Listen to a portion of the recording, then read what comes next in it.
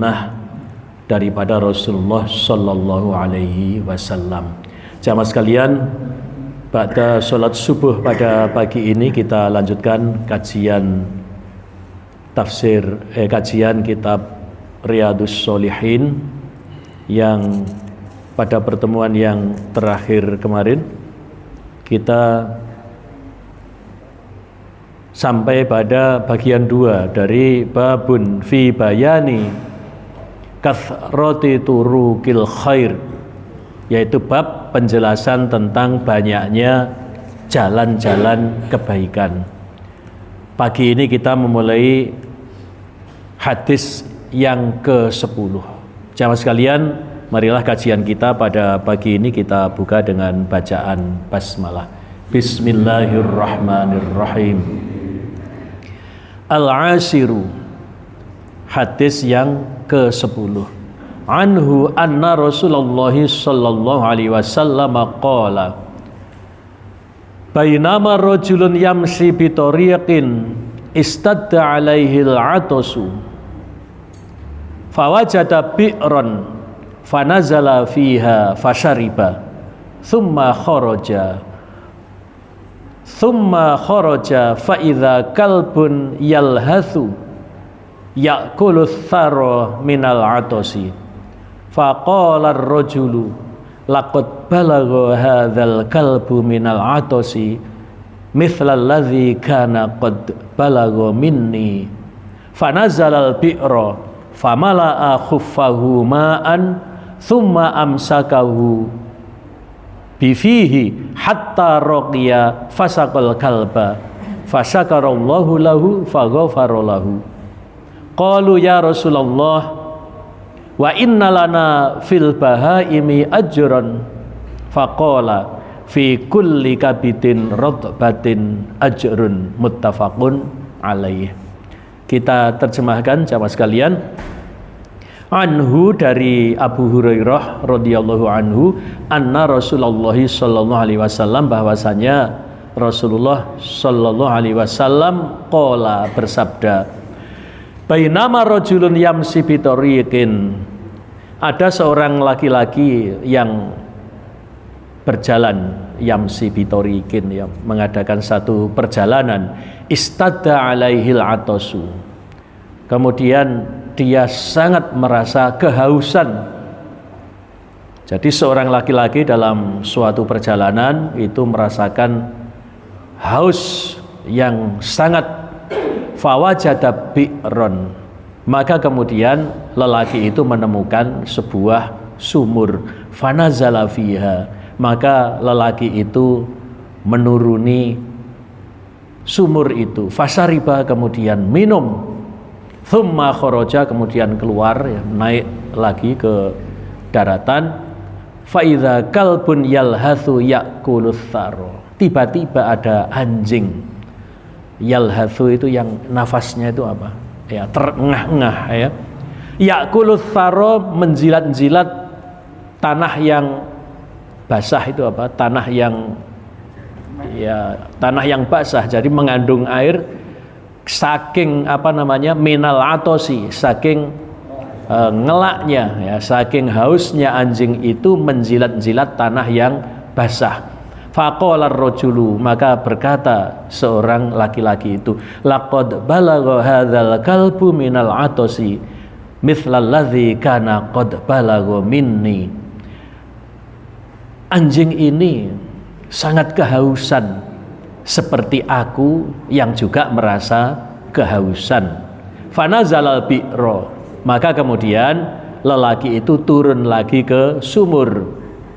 Famala'a khuffahu, turun ke sumur. Famala'a khuffahu, kemudian ia memenuhi sepatunya ma'an, dengan air. Jadi ngambilnya air itu pakai sepatu. Fanazalal bi'ra, dia turun ke sumur lagi. Famala'a khuffahu ma'an, maka kemudian dipenuhilah sepatunya itu dengan air. Thumma amsakahu bifihi, kemudian menahan sepatunya itu bifihi, dengan mulutnya. Artinya ketika naik ke ke darat, naik ke atas dari bawah sumur, dia itu menahan sepatunya bifihi dengan mulutnya, artinya digigit. Jadi sepatunya itu digigit hatta roqiya, sampai ke atas, fasaqal kalba, maka anjing itu diberi minum. Fasyakarallahu, maka Allah mensyukuri. Ya, apa kalau fasyakara itu? Allah mensyukuri, artinya Allah memuji. Faghafara, maka Allah mengampuni lahu, untuknya. Seorang laki-laki yang memberikan minum kepada anjing yang sangat kehausan tadi itu dipuji oleh Allah. Jamaah sekalian, kalau Allah yang mensyukuri itu artinya adalah Allah yang memuji. Saya ingat nama ayah saya itu Maskur, ya, dari kata syakaro. Jadi artinya adalah orang yang dipuji, orang yang terpuji gitu ya. Maka kemudian Allah mengampuni lelaki itu.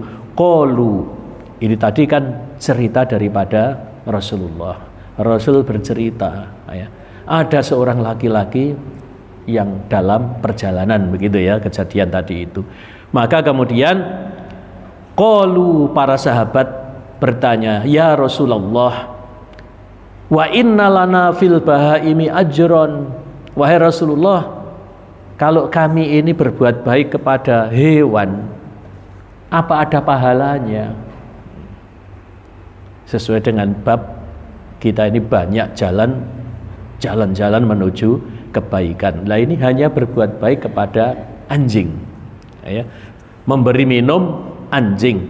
Jadi para sahabat bertanya, wahai Rasulullah, apakah kami berbuat baik kepada hewan itu ada pahala? Faqala, Rasulullah menjawab, fi kulli kabidin rotbatin ajrun. Setiap berbuat baik kepada kulli kabidin rotbatin, yang mempunyai limpah, artinya apa? Ya, yang bernyawa, ya. Setiap berbuat baik kepada yang bernyawa itu ajrun, itu ada pahala.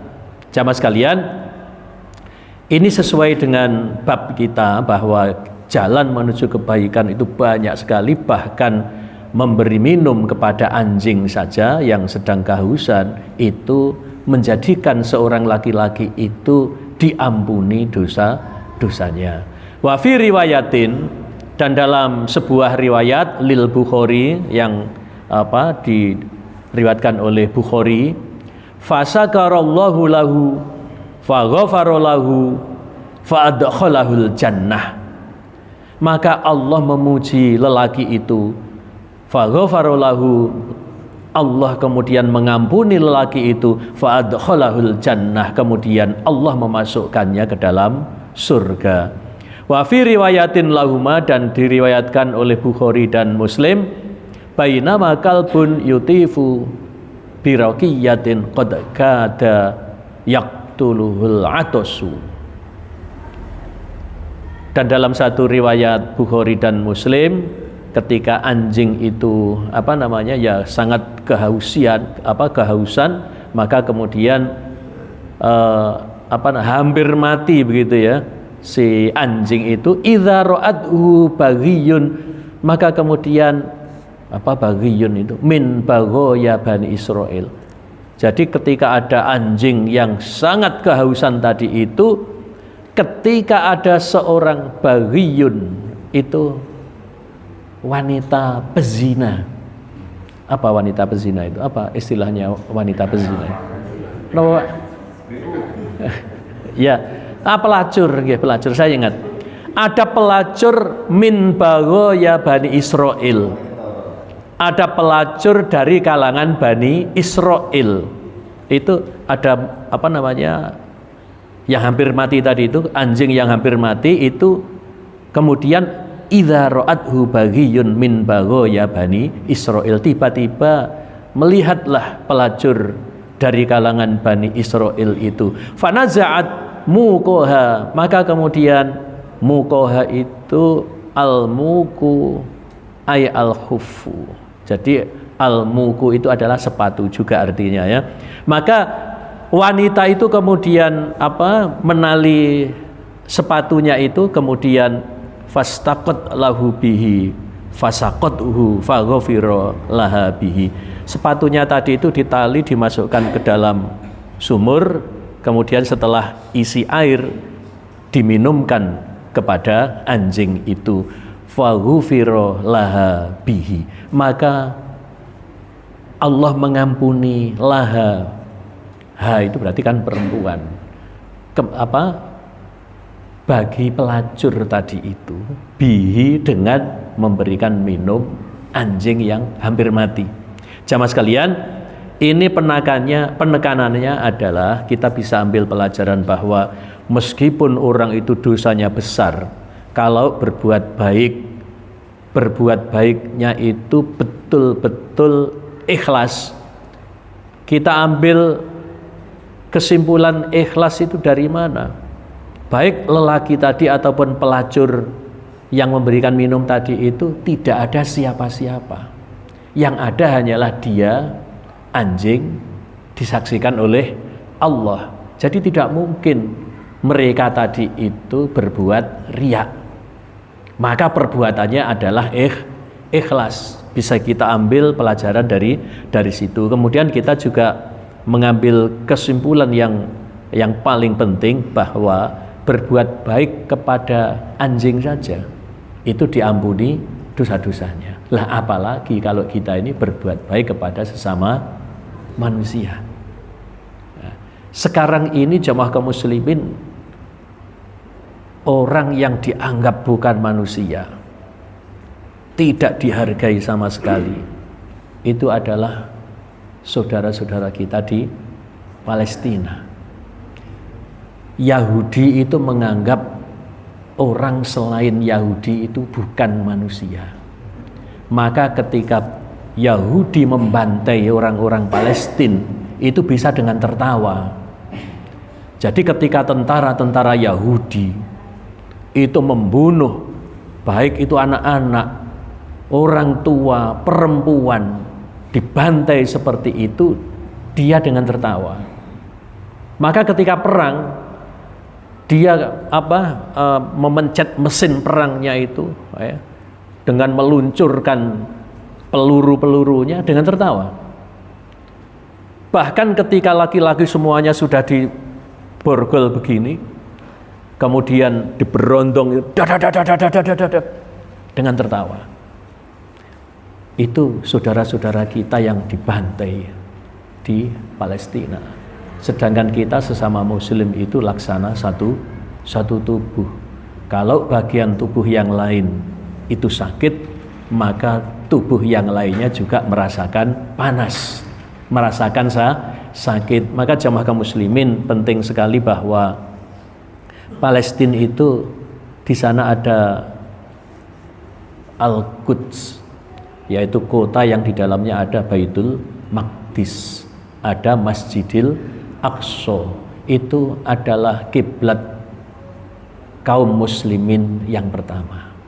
Jadi ketika Nabi Muhammad bersama kaum muslimin masih berada di Mekah, sholatnya itu menghadap ke Masjidil Aqsa. Diriwayatkan bahwa Abu Dzar itu mengatakan bahwa ketika Rasulullah masih ada di Mekah, sholatnya itu kiblatnya ke Masjidil Aqsa, sedangkan Ka'bah itu di depannya. Ini artinya apa?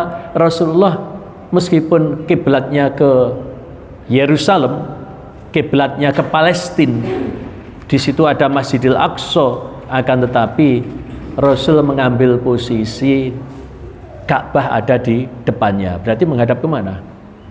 Menghadap ke utara. Menghadap ke utara. Jadi menghadap ke utara, Ka'bah di depannya. Utara itu adalah negeri Syam.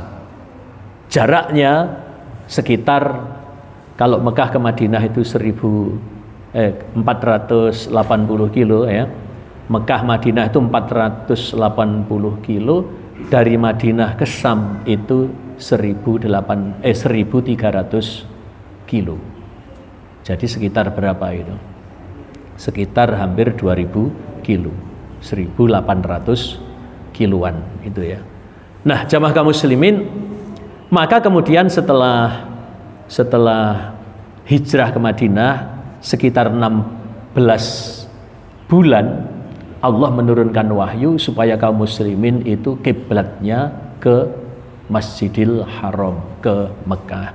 Maka jamaah kaum muslimin, kalau kita ini mengistimewakan Masjidil Haram dan Masjid Nabawi, kita tidak boleh mengabaikan Masjidil Aqsa. Kita tidak boleh mengabaikan tempat Rasulullah untuk Mi'raj. Di situ diyakini ada batu, namanya batu apa? Sahrah ya. Itu tempat apa? Berangkatnya Rasulullah Mi'raj. Orang Yahudi meyakini juga batu itu adalah batu suci. Orang Nasrani sama. Maka kemudian Masjidil Aqsa itu ditetapkan oleh PBB itu adalah tempat yang netral dari 3 agama. Tapi kalau melihat sejarahnya jamaah kaum muslimin, bahwa negeri Sam itu ditaklukkan oleh Khalifah Umar Ibnul Khattab dengan mengirimkan beberapa panglima, maka kemudian setelah ditaklukkan, maka termasuk kunci Baitul Maqdis itu yang terakhir yang tidak bisa diserahkan kepada panglima-panglima itu. Yang paling terkenal itu adalah panglima yang bernama Amru bin As. Nah, pimpinan spiritual Nasrani tidak mau memberikan kunci itu kepada panglima. Karena apa? Dia meyakini sesuai dengan kitab kami bahwa kunci itu harus kami berikan kepada orang yang namanya 3 huruf. Nah, Amru bin As juga merasa namaku juga 3 huruf, alif mim ra, Amru bin As. Maka pimpinan spiritual Nasrani itu tetap bersikukuh, yang dimaksud bukan engkau, yang dimaksud adalah khalifah, yaitu Ain Mim Ra, Umar Ibnul Khattab.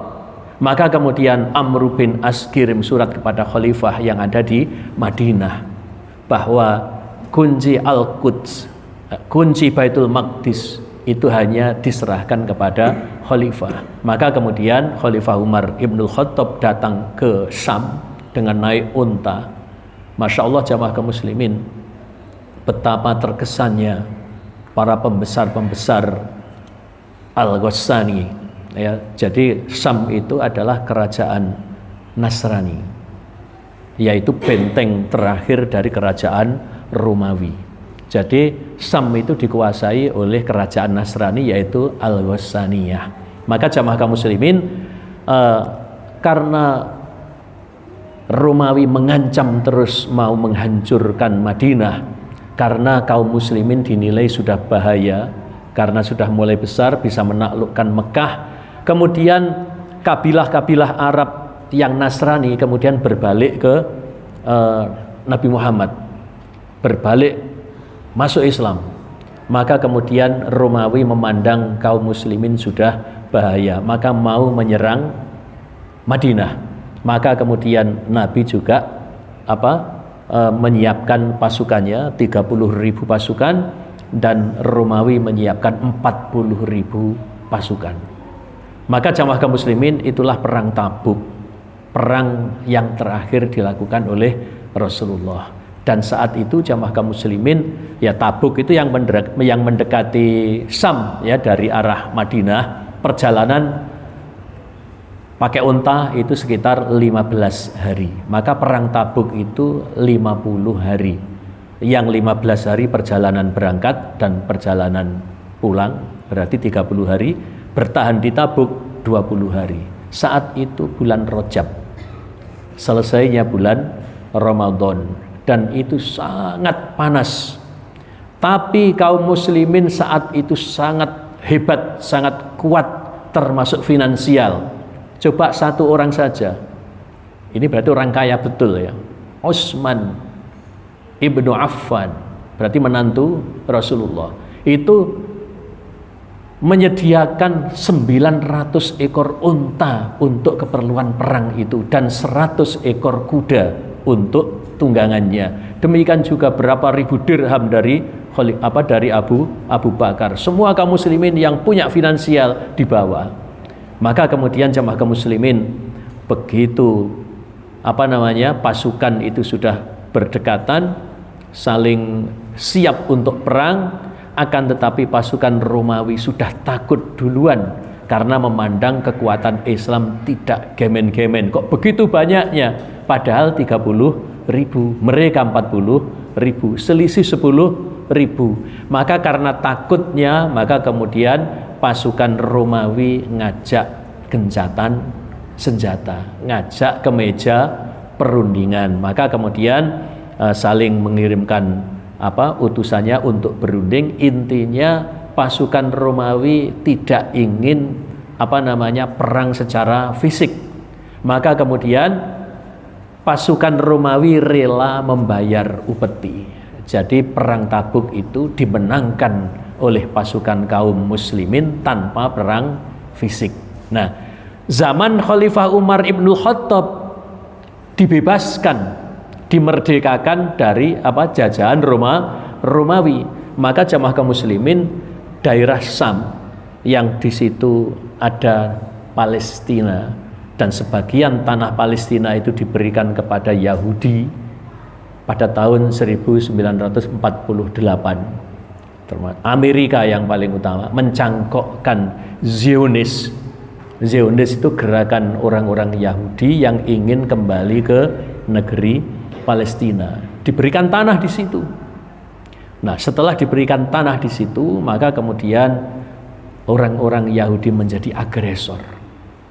Dia merebut terus tanah-tanah Palestina, sekarang menjadi penjajah Palestina. Maka kemudian peta negeri Palestina itu hilang kebanyakan, tinggal sedikit. Gaza itu yang terus digempur. Jamaah kaum muslimin, kalau panjenengan sekarang lihat YouTube, mengerikan ya.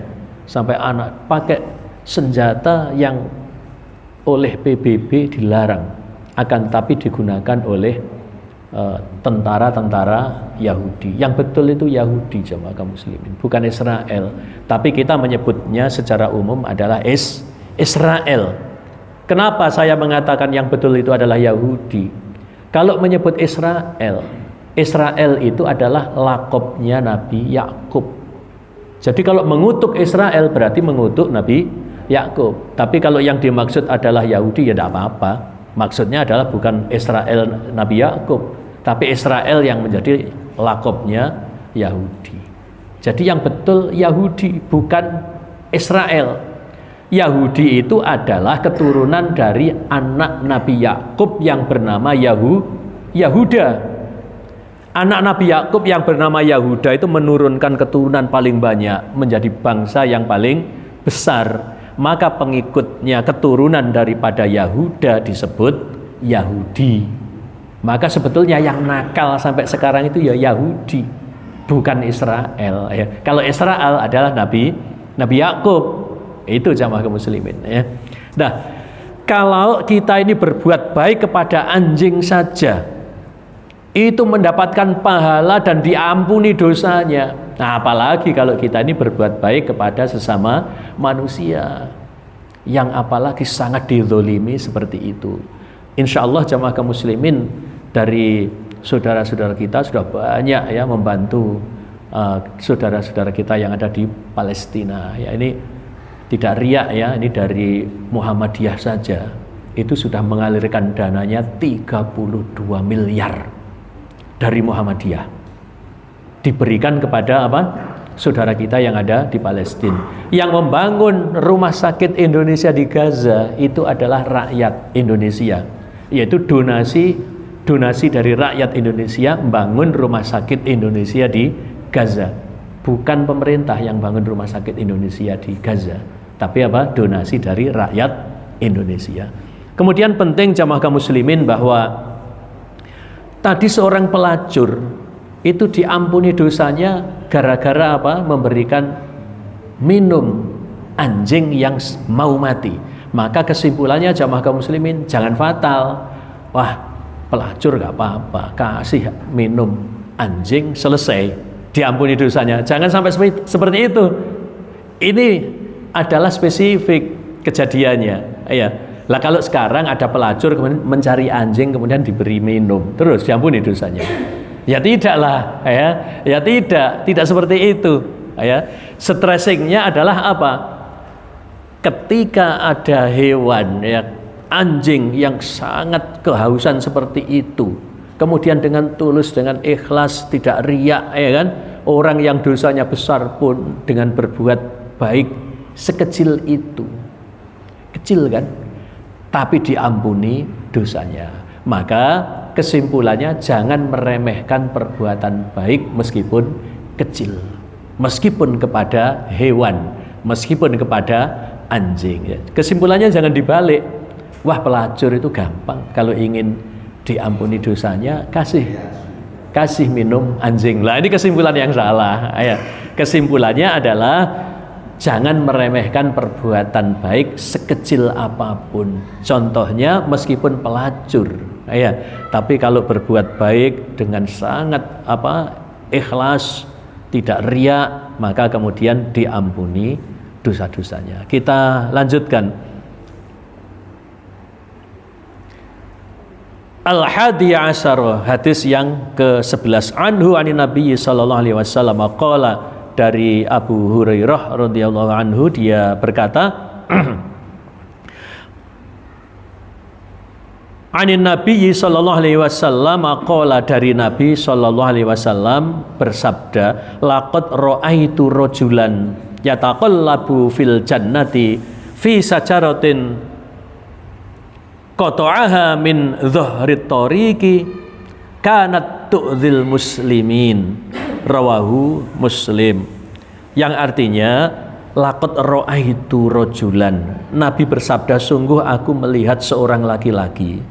Jadi diperlihatkan kepada beliau seorang laki-laki yataqallabu fil jannah. Yataqallabu itu mondar-mandir, ya, menikmati keadaan di surga. Jadi dia itu berpindah dari tempat yang satu ke tempat yang lain dalam keadaan menikmati keadaan fil jannah, di surga.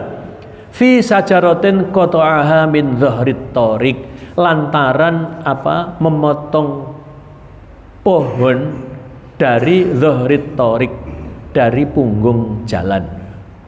Punggung jalan artinya ada pohon yang mentelung ke jalan, dipotong, ya. Kanat tu'dzil muslimin, yang ranting dahan pohon tadi itu mengganggu kaum muslimin.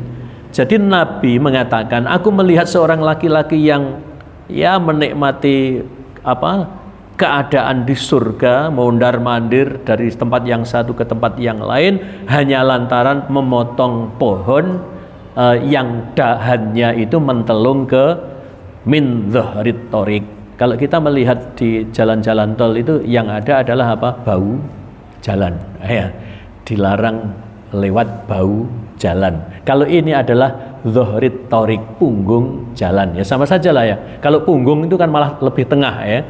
Jadi kalau ada pohon yang mentelung ke jalan dipotong, itu adalah amal kebaikan, bisa menjadikan seorang laki-laki itu menikmati kenikmatan yang ada di surga. Maka jamaah kaum muslimin, kalau mengganggu menyingkirkan gangguan dari jalan itu adalah keimanan, amal kebaikan dan mendapatkan pahala, maka sebaliknya jamaah kaum muslimin, mengganggu jalan itu adalah lawan daripada keimanan, berarti kekufuran. Jadi buntu jalan, kemudian blokade, contoh orang yang sedang demonstrasi, kemudian mengganggu jalan, malah di jalan ditutup jalan itu kekufuran. Maka kalau demonstrasi, ya seharusnya tidak mengganggu jalanan umum, seperti itu kan, begitu ya. Nah, contoh lagi dari kita yang belum terlalu beradab, ya, ketika dalam perjalanan jalan raya seperti itu, kemudian buka pintu kaca mobil, ya, buka kaca mobil, kemudian melemparkan sampah ke jalan. Ini adalah kebalikan daripada keimanan. itu adalah kekufuran. Maka kita biasakan kalau dalam perjalanan mobil kita harus ada tempat sampahnya. Anak-anak kita yang masih kecil itu diajari sampah itu ditempatkan pada tempatnya. Jangan buka jendela kaca mobil kemudian, tapi itu banyak ya, masih sering seperti itu ya. Lah ini mestinya kalau seperti ini ya, ngaji seperti ini bahwa imatatul adza anit thoriq ya, menyingkirkan gangguan dari jalan itu adalah syu'batum minal iman. Itu adalah cabang daripada iman. Nah, ini penting sekali jamaah kaum muslimin ya. Lanjutnya wa fi riwayatin, dan dalam sebuah riwayat marra rajulun bi husni sajaratin ala dhahri thoriq faqala wallahi la unahiyanna hadza 'anil muslimin la yu'dzi bihim fa udkhilal jannah. Dalam satu riwayat marra rajulun, seorang laki-laki itu ya berjalan bi husni sajaratin, itu menjumpai dahan pohon ala dhahri thoriq, di atas punggung jalan. Faqala, maka dia berkata, wallahi, demi Allah aku singkirkan dahan pohon ini karena telah mengganggu supaya tidak mengganggu kaum muslimin. Fa'udkhilal jannah, maka kemudian lelaki itu dimasukkan ke dalam surga. Wa fi riwayatin lahuma, dan diriwayatkan oleh lahuma, berarti berdua, itu adalah maksudnya Bukhari dan Muslim. Bainama rajulun yamsi bi tariqin wajada husna saukin ala tariq fa akharahu fa syakarallahu lahu fa ghafara lahu. Ketika ada seorang laki-laki yang berjalan di jalan, maka dia mendapati husna syaukin. Maka seorang laki-laki itu mendapati husna syaukin, dahan yang berduri, alat torik, di atas jalan. Fa akharahu, maka kemudian disingkirkan dahan yang berduri tadi itu. Fasakarallahu, maka Allah memujinya. Fa ghafarallahu, dan Allah mengampuni dosanya. Jadi meskipun kecil jamaah kaum muslimin, amal kebaikan itu oleh Allah diberikan berlipat-lipat nilainya. Kita lanjutkan Ats-Tsaniyah Asyara, hadis yang ke-12. Yang ke-11 tadi itu banyak riwayat ya, ada 3 riwayat selain hadis yang pokoknya tadi ya. Ats-Tsaniyah Asyara, hadis yang ke-12, anhu. Kita sudah tahu bahwa anhu itu adalah hadis yang pertama, itu adalah an Abi Hurairah. Jadi kalau anhu artinya adalah dari Abu Hurairah juga, begitu ya. Qala, dia berkata, qala Rasulullah sallallahu alaihi wasallam, telah bersabda Rasulullah sallallahu alaihi wasallam bersabda, man tawaddo'a fa ahsanal wudu, barang siapa yang berwudu kemudian fa ahsanal wudu, menyempurnakan wudunya. Arti menyempurnakan wudunya itu ya sunnah-sunnahnya semuanya dilakukan, bukan sekedar wudu bagian yang pokok-pokok dari rukun wudu, akan tetapi dia memulai dari mencuci tangannya, kemudian berkumur-kumur dan sumat maldo itu berkumur-kumur, kemudian istimsyak dan istimsyar itu menghirup air ke hidung kemudian menyemburkan kembali. Jadi dihirup air itu kemudian disemburkan, sampai kadang-kadang ada rasa sakit sedikit itu ya, itu katanya itu membuat kita nanti tidak mungkin mengalami penyumbatan ya. Jadi tidak akan mengalami penyumbatan, dan dengan itu dia tidak akan mudah kena flu, disemburkan. Bukan kalau anak-anak kita yang baru belajar wudhu kan setelah kumur nutuli Lah, kalau ada kita yang masih begitu, belum tahu istinsyak dan istinsyar ya. Yang sunnah itulah istinsyak dan bukan nutuli ujung hidung tul ping telu, bukan ya, tapi istinsyak dan istinsyar. Itu adalah fa ahsanal wudu, yaitu memperbaiki wudunya. Tsumma atal jum'ata fastama'a wa angsota ghufira lahu ma bainahu wa bainal jumu'ati wa ziyadatu thalathati ayyam. Masya Allah jamaah kaum muslimin ya. Barang siapa yang berwudu kemudian memperbagusi wudunya, menyempurnakan wudunya, thumma atal jum'ata, kemudian datang pergi ke masjid, fastama'a, kemudian mendengarkan, wa angsota, dan dia diam memperhatikan apa maksudnya khotib, ghufirallahu, maka diampunilah baginya dosa-dosanya, ma bainahu wa bainal jumu'ati, dosa-dosa antara Jumat yang satu dengan Jumat yang berikutnya. Berarti berapa? 7 hari ya. Wa ziyadatu salasati ayyam, dan ditambahi 10. Kok 10? 3 hari, dan ditambahi salasati ayyam, dan ditambahi 3 hari. Jadi kalau datang ke Jumat, orang itu kalau Jumatan, dosa antara Jumat yang satu dengan Jumat berikutnya itu diampuni oleh Allah, ditambah 3 hari. Maksudnya apa? Amal kebaikan itu oleh Allah dilipat gandakan 10 kali. Kenapa? Ditambah 3 hari berarti 10 hari. Kita beramal sehari tapi pahalanya 10 hari. Maksud hadis ini adalah begitu. Tapi coba lanjutannya jamaah kaum muslimin. Waman massal haso faqad lagha, rawahu Muslim. Dan barang siapa yang bermain batu, bermain kerikil waktu mendengarkan khutbah, faqad lagha, maka sia-sialah Jumatannya. Jamaah kaum muslimin, zaman Nabi ketika mendengarkan khutbah ada yang bermain kerikil. Nah, sekarang apa? HP. Sekarang apa? Tasbih. Zaman Nabi kan nggak ada untayan tasbih. Yang ada, kalau ingin menghitung zikirnya, ada yang pakai biji kurma, ada yang pakai batu, yaitu kerikil. Nabi menunjukkan tidak berkenan. Nabi tidak berkenan, jangan main batu, kan begitu ya. Maka jamaah kaum muslimin, Nabi menunjukkan kalau ngitung zikir itu ini, ya, apa namanya ini, ruas-ruas dari jari kita. Jadi jangan mengira Nabi dulu itu kalungan tasbih begitu ya. Zaman Nabi nggak ada tasbih. Jangan mengira khalifah-khalifah sahabat itu bawa tasbih begitu ya. Nggak ada.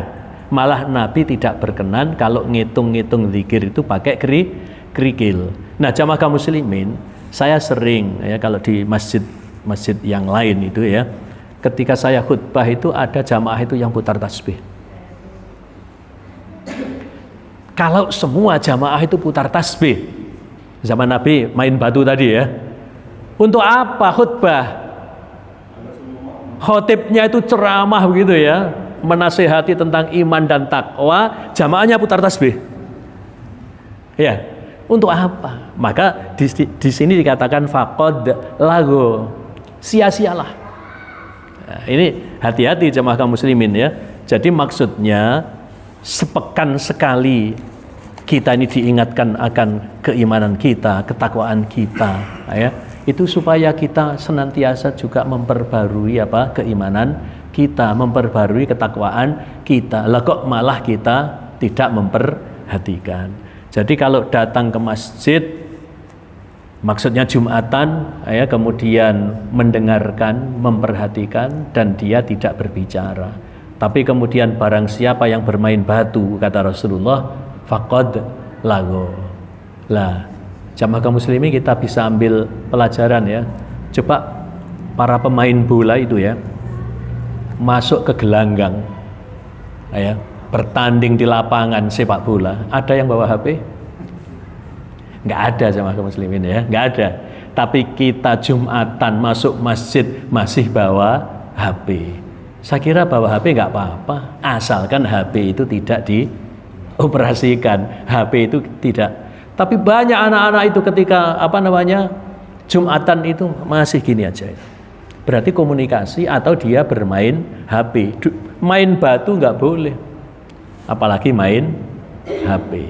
Ya ini penting sekali jamaah kaum muslimin supaya kita ini wudu saja fa ahsanal wudu saja menyempurnakan wudunya, maka Jumatan ya kita menyempurnakan ibadah Jumatan kita. Ayo. Satu lagi ya,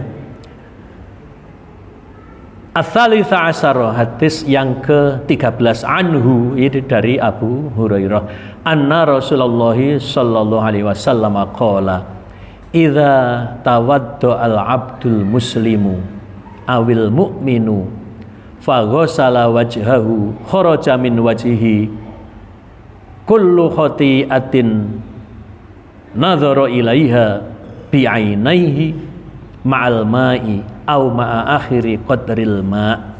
Saya terjemahkan pendek-pendek aja ya. Apabila seorang hamba dari kalangan kaum muslimin atau kaum mukminin itu berwudu, fa ghassala wajhahu, kemudian raup itu membasuh wajahnya, kharaja min wajhihi, maka keluarlah dari wajahnya itu setiap kullu khotiatin. Ketika kita berwudu membasuh wajah itu keluarlah dosa-dosanya ya, keluar setiap dosa-dosanya yang nadzara ilaiha bi'ainihi, yaitu dosa karena pandangan kedua mata, ma'al ma', karena mengalirnya air yang ada di wajah, au ma'a akhiri qadril ma', atau bersama tetesan terakhir dari air. Jadi ketika membasuh wajah itu dosa-dosa kita itu gugur bersama air atau bersama tetesan air yang terakhir. Fa idza ghassala yadaihi, apabila membasuh kedua tangannya, kharaja min yadaihi kullu khotiatin, maka keluarlah dosa-dosanya, setiap dosa-dosanya, karena batosatha yadahu, memukul dengan kedua tangannya, itu artinya dosa-dosa yang dilakukan oleh kedua tangannya, ma'al ma', bersama air yang jatuh dari kedua tangan, au ma'a akhiri qadri ma', atau bersama tetesan yang terakhir dari air. Fa idza ghassala rijlaihi, apabila membasuh kedua kakinya, kharajat kullu khotiatin, yaitu keluar setiap dosa-dosanya, gugurlah setiap dosa-dosanya,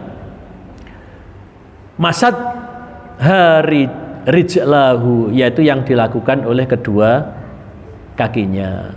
Kaki itu bawa dosa jamaah kaum muslimin ya. Kalau melangkah ke masjid pahala, artinya begitu ya. Kalau melangkah ke masjid itu setiap langkahnya itu diampuni, dengan setiap langkah diampuni dosa dan dinaikkan derajatnya.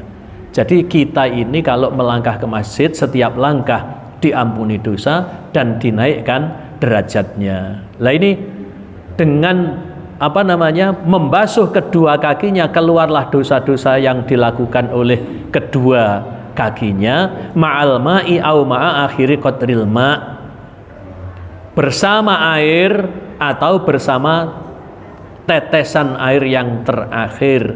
Jadi kalau membasuh kaki maka keluarlah dosa-dosa kakinya itu, hatta yahruja naqiyan minadz-dzunub, sehingga seorang mukmin, seorang muslim tadi itu keluar yahruja naqiyan, keluar itu dengan bersih, keluar itu dengan suci, minadz-dzunub, dari dosa-dosa. Sampai hadis yang ke-13 ini jamaah kaum muslimin, untuk lebih memperdalam kita buka sesi dialog. Monggo kalau ada 1-2 penanya dipersilahkan, monggo.